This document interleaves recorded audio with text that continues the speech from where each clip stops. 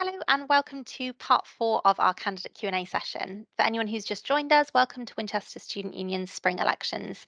My name is Tiff Burnett and I'm the Student Engagement Manager here at the Student Union, and I'm also the Deputy Returning Officer for the elections, and I'll be hosting the Q&A session today. So this is a 4-part pre-recorded Q&A with your candidates, so do be sure to check out the other 3 videos to hear from your presidential candidates, your vice president education and welfare candidates, and your vice president activities and services candidates. So last up today, we have our student officer candidates. This Q&A session gives candidates the opportunity to answer questions which have been pre-submitted by our members through our Ask a Candidate online form or drawn from the union's big survey. Before we begin the speeches, here are all the candidates running for student officer this year.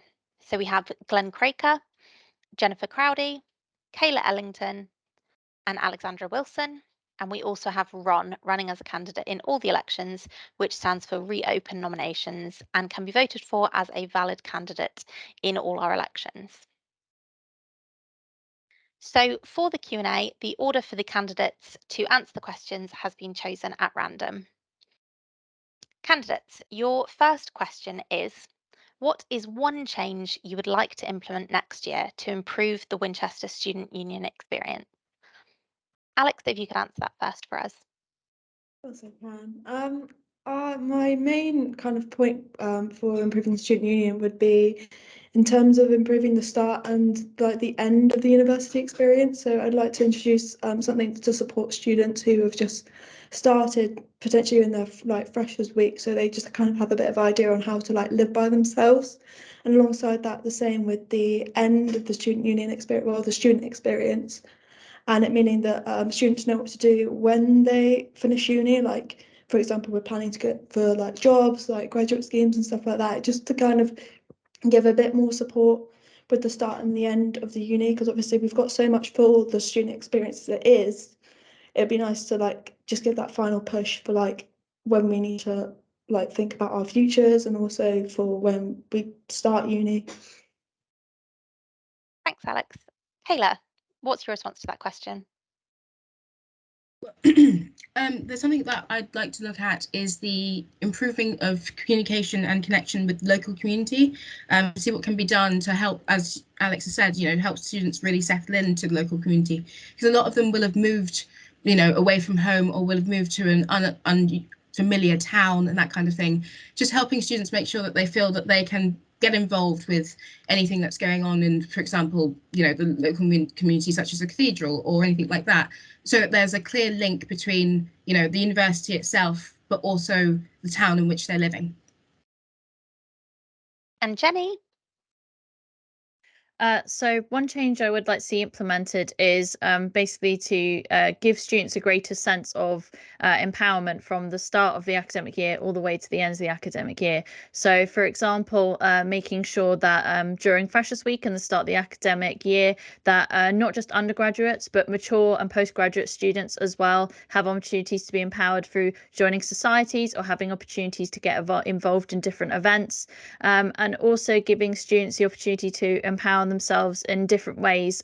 For example, one thing I would like to collaborate with the Student Union of elected is to bring some kind of form of the Student Fellow Scheme that was previously initiated, in which students could do a research project of their choice to address an issue with their course or life as a student. And I think it's also about giving them event opportunities, such as not just the student recharge days for mental well-being, but also things such as having a kind of almost like playing creativity day to empower themselves to follow their own interests in creativity, and having the space to kind of just explore what interests they have. And Glenn? Oh, sorry. I think my focus would be on the student experience, specifically with like events and societies. I know that the SU itself isn't the best at advertising something isn't bop. And being someone who personally doesn't enjoy bop, I think the SU could do a better job at advertising other events. And then also with societies, I think encouraging more, how can I say this? Not mixing, but basically socializing between societies. so that each society can kind of grow and people can find what society suits them.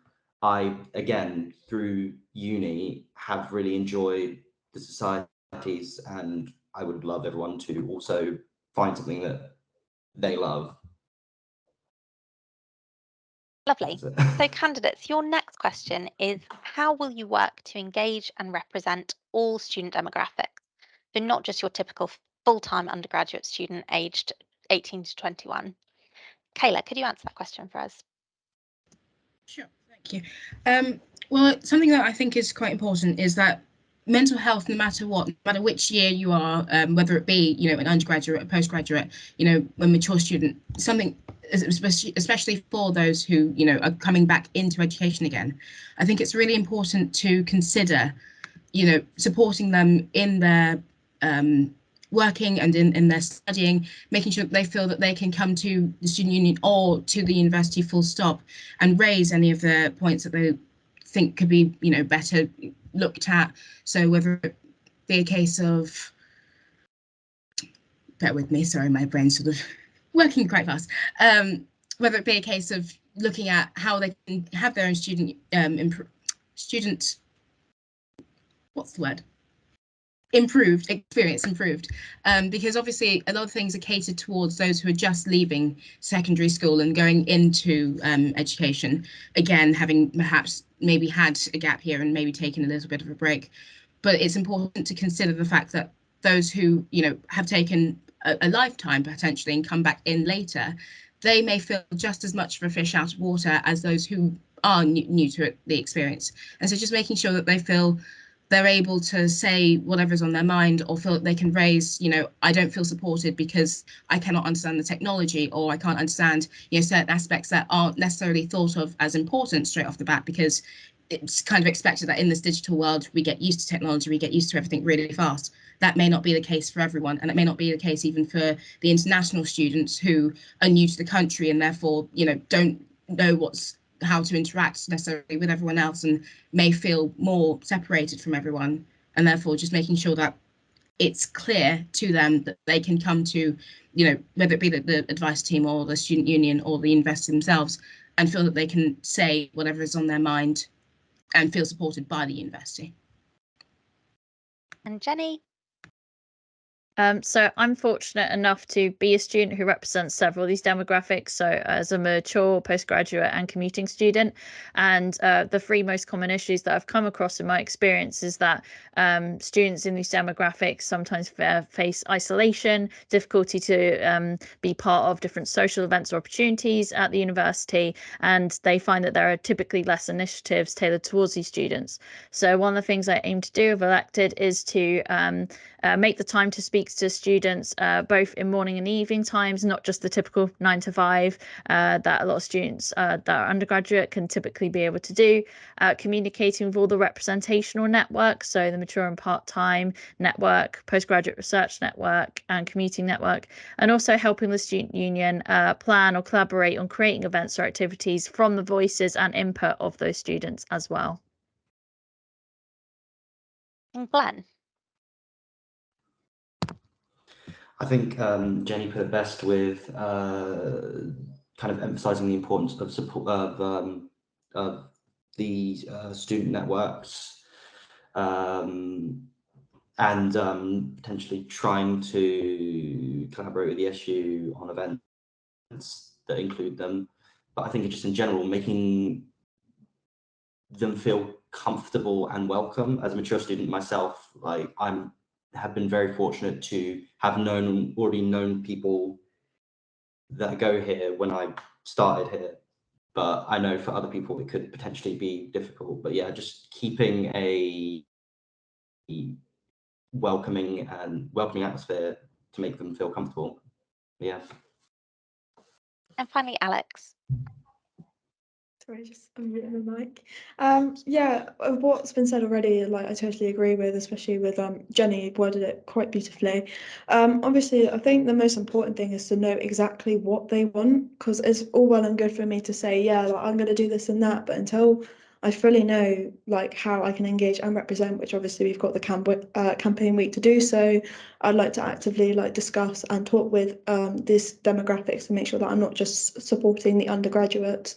And I think, yeah, the best point of call is to obviously communicate with them. My main ideas at the moment is particularly to do with events, because I'd like to personally tailor like more events. So obviously we've got all these lovely evening events. It'd be nice to have some more things in the day, including the like stuff like the Recharge Festival. But obviously we do clothes drives and stuff like that, which obviously happen on like day, but sometimes if they land on the same days, it would be nice if we could move stuff around so that it wasn't just the same day each week. So it means that different demographics can engage, and it just means that we're reaching more of a larger audience basically.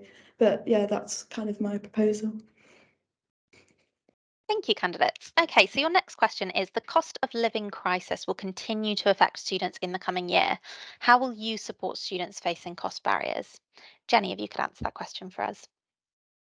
Yes, thank you. So many students, including myself, have issues with the cost of living. In my manifesto, I made clear that one of the things I was very aware of was digital poverty and a lack of access to technological resources. So one of the things I really would love to do with the Student Union is to better establish opportunities of online events to do for students that may have trouble commuting or aren't able to access something at certain times, and also to evaluate how we can support students with technology, both with educational, extracurricular ways, and also if there's any possibility of signposting students to resources they can access that are low cost or free.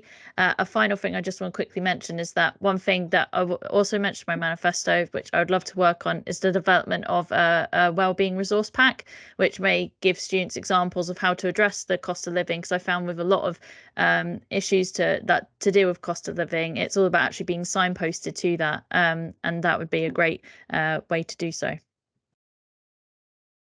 And Glenn? Sorry. Again, I think Jenny put it quite well.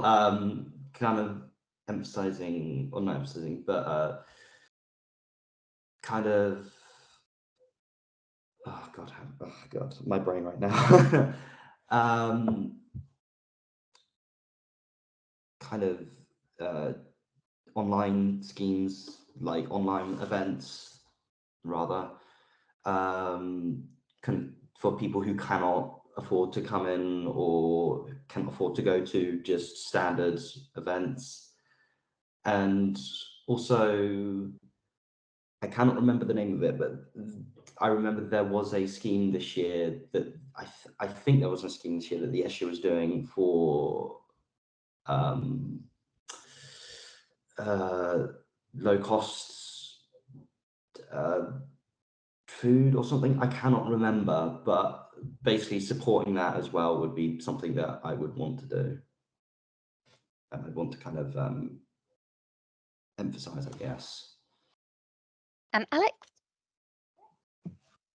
Yeah, so I completely understand the cost of living. I'm pretty sure everybody does. But in terms of, I am actually a student at the moment who doesn't currently get any maintenance loan. And I know a lot of people, especially international students, who unfortunately don't receive the same opportunities because they don't have residency in the UK. Obviously, I know that's a struggle, but I think the emphasis should really be on equal opportunities for all students, especially international students. And I think there should definitely be a reach out into supporting them as well, but obviously making sure that we have the facilities to support it. I know the SU have been absolutely brilliant with their clothes drives, with their shelf, their food bank shelf, for example. I think there should definitely, and obviously our not research, our participation activity funds from the activities services. But I think there needs to definitely be a bigger highlight on these things, but also with also ensuring that societies are making smarter choices in terms of expenses. I know that obviously insurance is a very, very important matter, but where things could be reduced, for example, like costumes and equipment, which societies are expected to pay for, I think there should be better education and supporting societies to make smarter choices. Also with that, ensuring that the student services and the student union are properly funded, because I know that the student services at the moment are unfortunately quite understaffed, and it's hard to support students when we haven't got the services to support that. So I think there definitely needs to be better research and support in order to support the cost of living, and also ensuring that we can signpost people to the correct and hopefully better funded experiences. And finally, Kayla. Mothers. Just to follow on from what Alex is saying, because you raised some really good points. Something that it isn't necessarily clear is how much support the student union is able to give. So, for example, I know that there's currently the fund going, and as you say, the food drive and the clothes drives.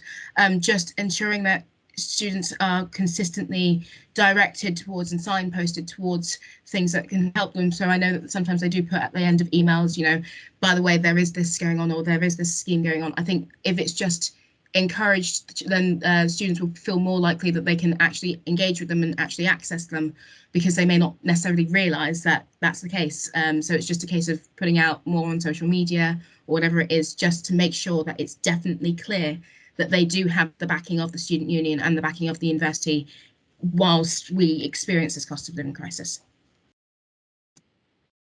Thank you. So, candidates, your final question this evening. How would you make it easier for students to speak up and be heard? Glenn, if you could answer that for us.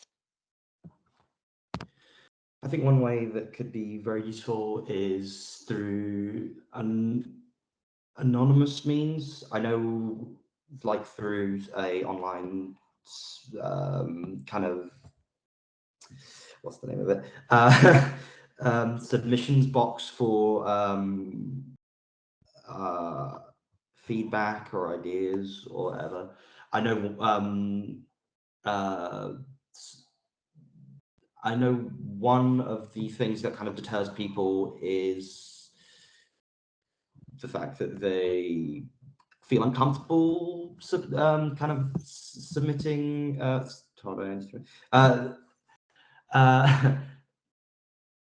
kind of uncomfortable kind of speaking up because they feel they might be talked down to. So I feel like emphasizing that